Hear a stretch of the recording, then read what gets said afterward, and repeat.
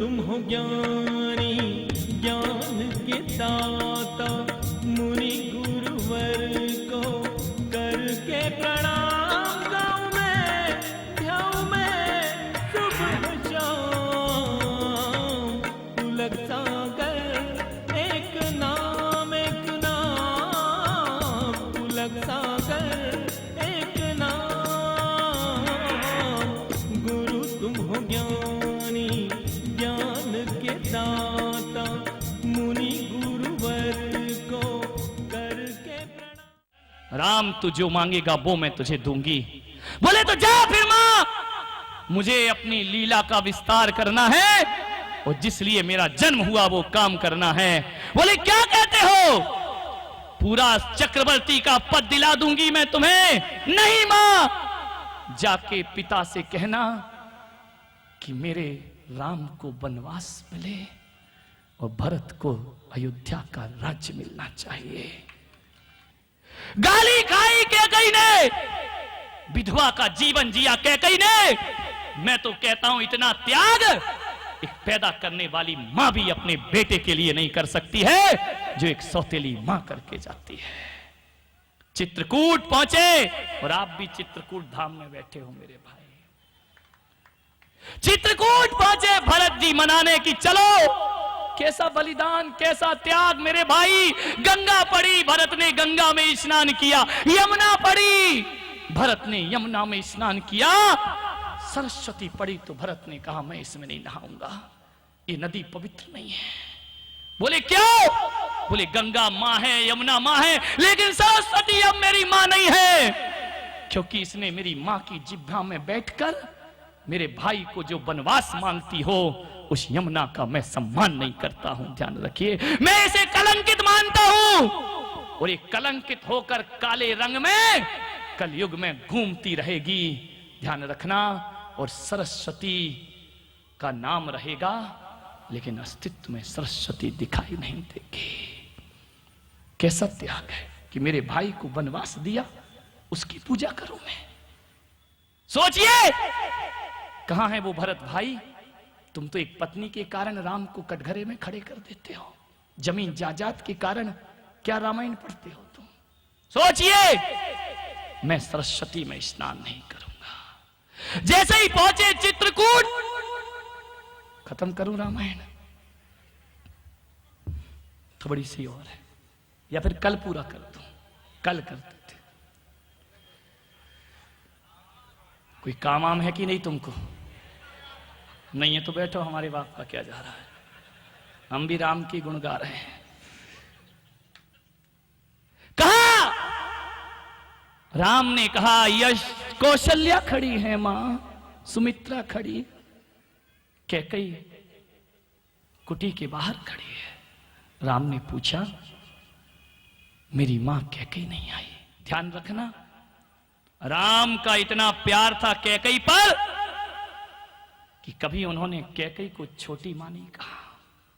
हां, कौशल्या को बड़ी मां कह के जरूर बुलाया करते थे। अरे काश तुम्हारे देवरानी जिठानी के बच्चे बड़ी मां नहीं कहें।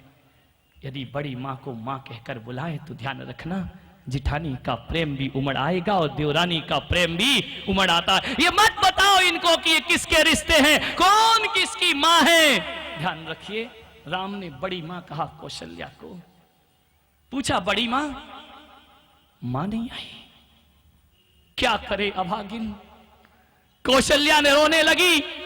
बहुत मनाया बेटे हमने उसे, वो शर्मिंदा है। अयोध्या ने उसे गालियां दी हैं, भरत ने उसका अपमान किया है। वो मां पर्णकुटी के बाहर खड़ी खड़ी आंसू बहा रही है। राम जी दौड़े दौड़े गए, सुमित्रा को छोड़ा, कौशल्या को छोड़ा। मां तू यहां क्यों खड़ी है? जाकर के चरणों में शीश रख दिया, आंसुओं से चरण धो दिए मां कैकई के। कैकई भी धार बहा दी गंगा की नयनों से। ऐसा मातृ प्रेम पुत्र प्रेम। राम की जटाएं गीली हो गई आंसुओं से।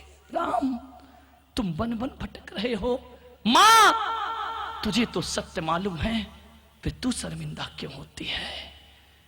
तुझे तो मालूम है ना। नहीं पुत्र राम, तूने मेरे साथ ये बहुत गलत काम करवाया है।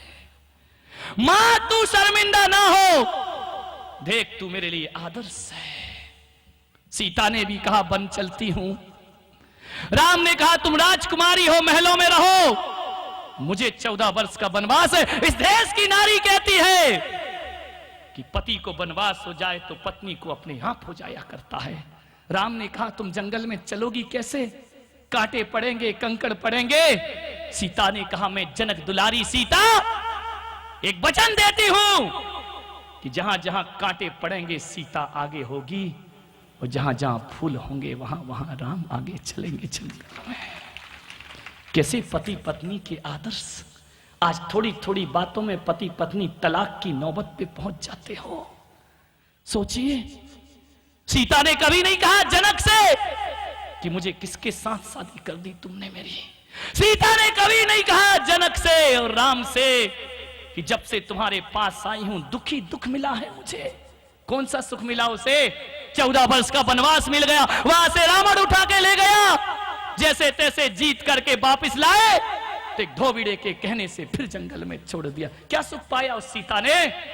लेकिन कभी जुबान पर राम के खिलाफ एक शब्द नहीं आया। ये भारत की नारी होती है और ये भारत की नारी का स्वाभिमान हुआ करता है।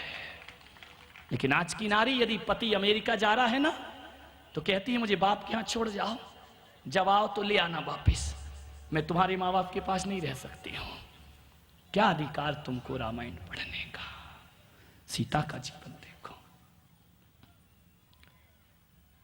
उर्मिला ने कहा लक्ष्मण से कि जब दीदी सीता जा सकती है तो मैं तुम्हारे साथ क्यों नहीं चल सकती? मैं भी तो पत्नी हूं ना तुम्हारी, मुझे क्यों नहीं ले चलते हो अपने साथ? अरे सीता का वनवास सारी दुनिया को याद है, उर्मिला के वनवास का क्या होगा?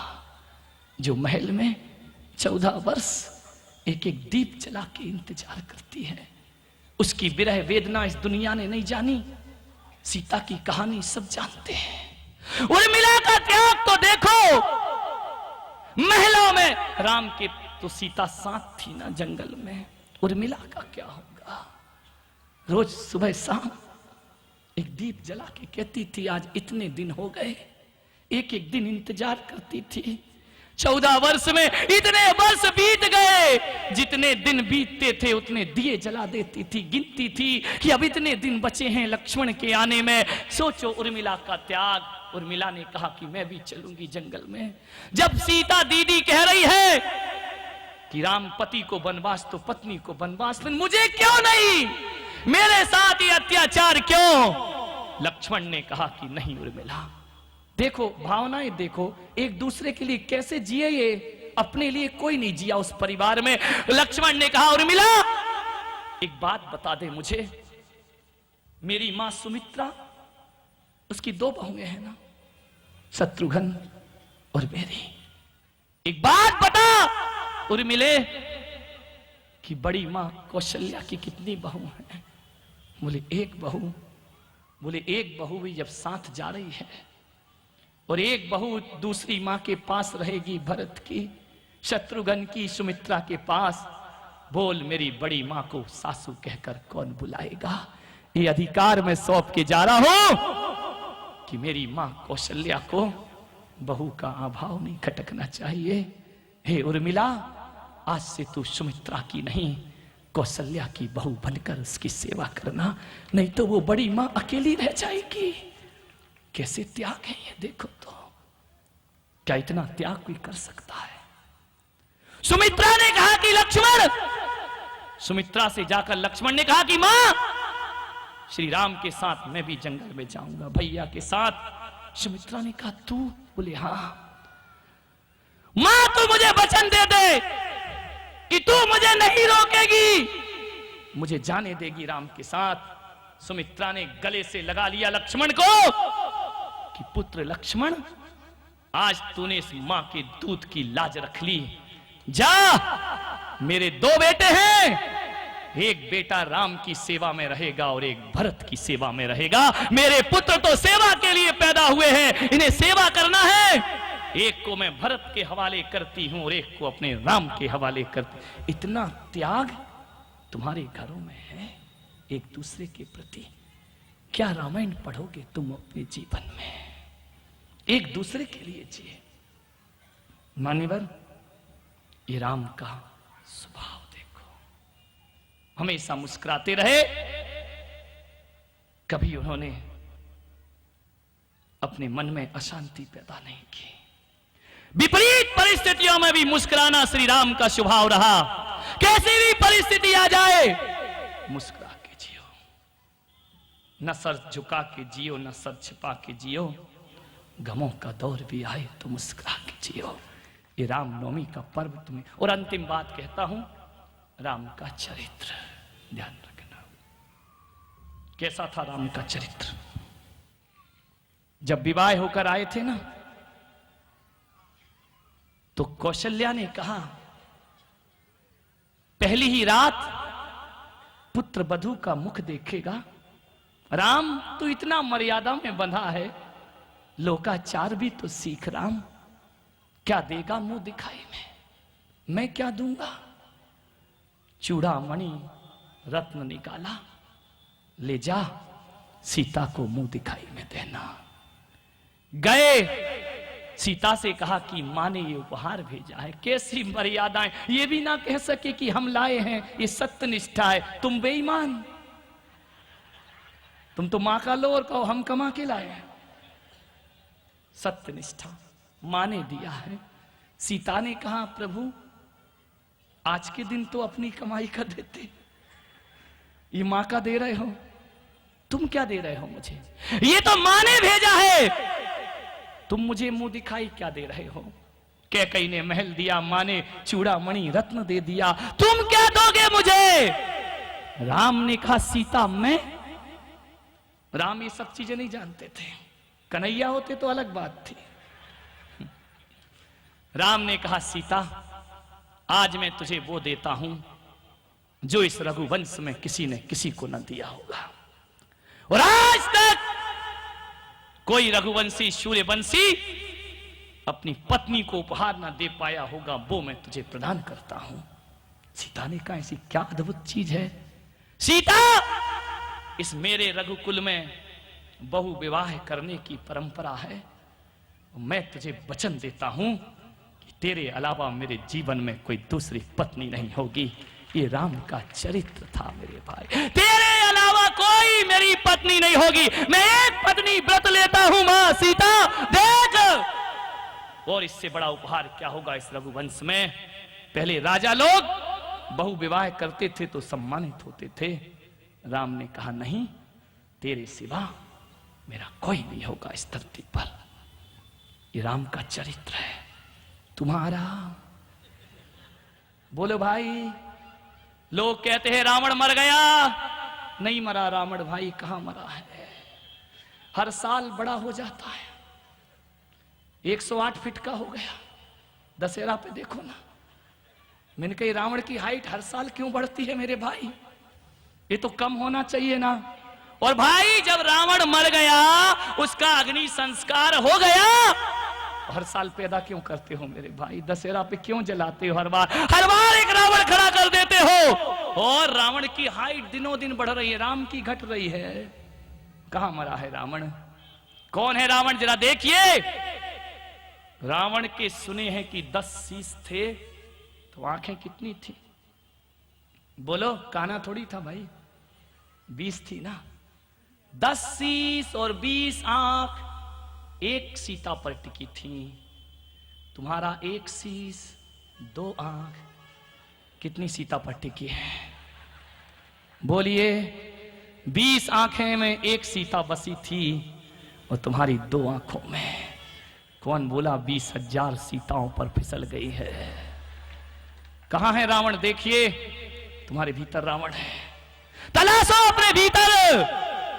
रावण एक पर स्त्री पर निगाह डालता है, अपना सोचो। बोलो, रे मन कितना चंचल है तू।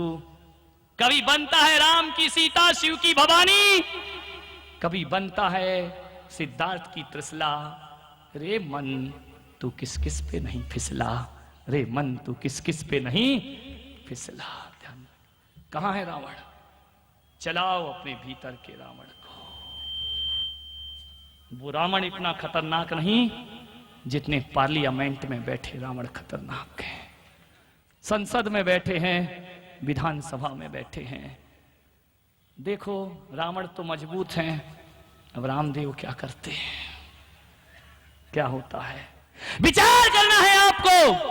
ये राम का चरित्र है और आपको मालूम है जब अश्वमेघ यज्ञ हुआ, ध्यान रखना, वो यज्ञ ऐसा कि जिसमें जोड़े से ही आहुतियां दी जाती हैं। जनक ने कहा कि राम सीता तो जंगल में है, मैं तुमसे निवेदन करता हूं कि दूसरा विवाह करो और इस यज्ञ को पूरा करो।